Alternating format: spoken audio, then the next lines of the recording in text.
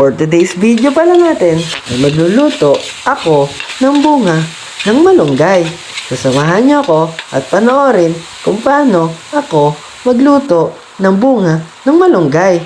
Nagisa pala ako dito ng sibuyas, kamatis at nilagyan ko na rin ng konting patis para magsisilbi na nating pampalasa.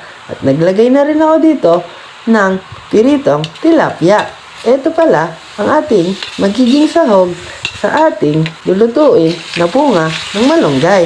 At sinamahan ko na rin ito ng alimasag. Hinalo-halo ko lang ito hanggang sa mahalo ang ating niluluto.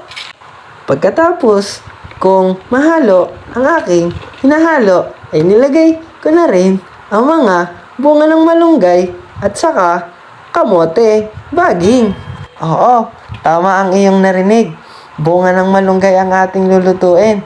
Sa mga hindi pa pala nakakakain nito, subukan nyo na rin magluto kasi napakasarap ng gulay na ito at napaka-sustansya. So, hinalo-halo ko lang ulit ito hanggang sa mahalo. Pagkatapos nating haluin, ay takpan muna natin.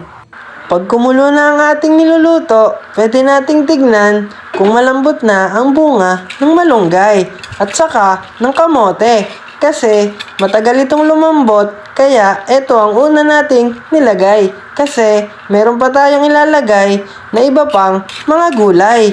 Ito nga pala ang ating iba pang gulay na ilalagay sa ating bunga ng malunggay. Naglagay ako dito ng talong at saka sigarilyas para mas masustansya ang ating nilulutong mga gulay. Pagtapos kung ilagay ang sigarilyas at saka talong sa ating nilulutong bunga ng malunggay, ay hinalo-halo ko lang ito hanggang sa mahalo. Pagkatapos, kung mahalo ang aking hinahalo, ay pwede na muna natin ulit takpan ang ating niluluto.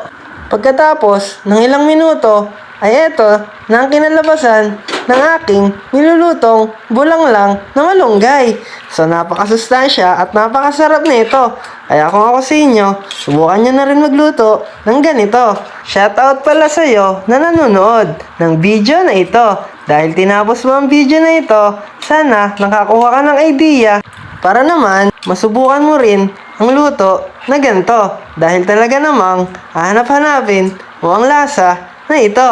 So hanggang sa muli, salamat sa panonood. Peace out!